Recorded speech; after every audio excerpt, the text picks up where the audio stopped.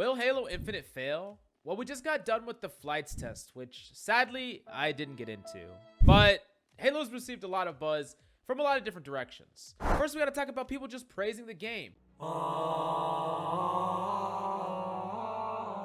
for innovative features, fluid gameplay, and it still is classic Halo at its core, which everyone knows and loves. Now, there's another group of people that were just a little bit disappointed, whether that stemmed from a lack of polish or just the flights test itself not having that much to try out.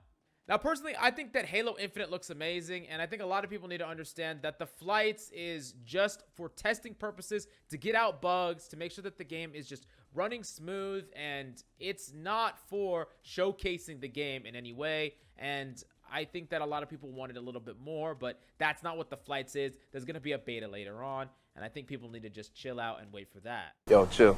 Now, there are several big things that kind of came up that were interesting. The first thing is Halo has effectively, quote-unquote, fixed the sprinting problem, or at the very least, found a happy medium, where you can run and sprint. It doesn't really increase your speed all that much, and is more used to set up these crazy potential slides and jumps where you can have a certain type of extra mobility by sliding and gaining momentum.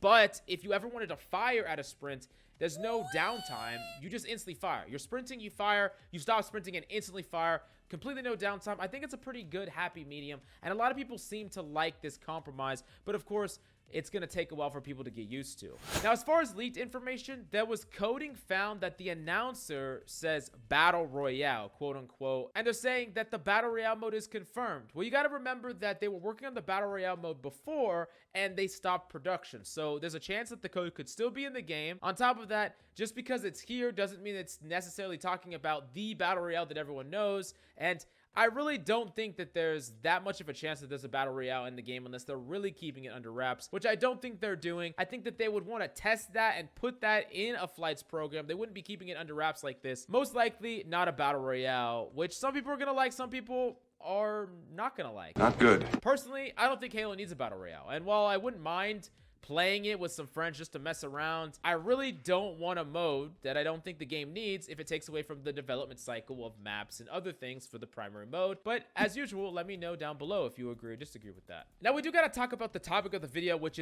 is Halo going to fail? And I think a really big thing that is going to decide whether or not Halo is just like a blip on the map that just comes and goes or sticks around for the long haul is about the esports. Halo is doing something really interesting with esports that most of you probably don't know. What they're doing is they're getting specific teams. They haven't announced what those teams are, but they're probably big organizations like Cloud9, FaZe Clan, TSM. They're actually making it so these orgs can make or design cosmetics for their team that they can sell in game. So imagine you are a Spartan, you want a skin or you want a gun that is sleeved out in your favorite esports Halo pro team. Their team, it's all styled, and the org themselves get to design it, and if you buy it, a percentage of the proceeds goes to that org. So it's not only a way to fuel the org, but it's a way for you to rep the hype of whatever team you like, and it's pretty cool. Now, my only big concern with this is that they're picking specific teams. Not every single team gets invited because they just can't have like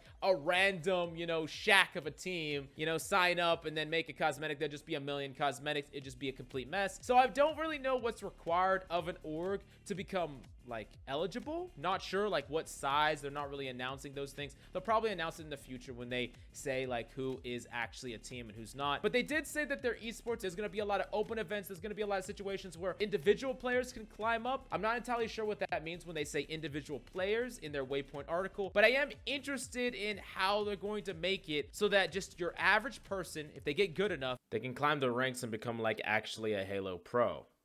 If this transition was awkward for you, and the fact that there's no music is a little strange, it's because I scuffed up the recording. So yeah, like and subscribe for more of this, and leave a comment down below what kind of content you want to see. Thank you so much for coming by. I hope you enjoyed the video. I love your faces, and I'll see y'all next time.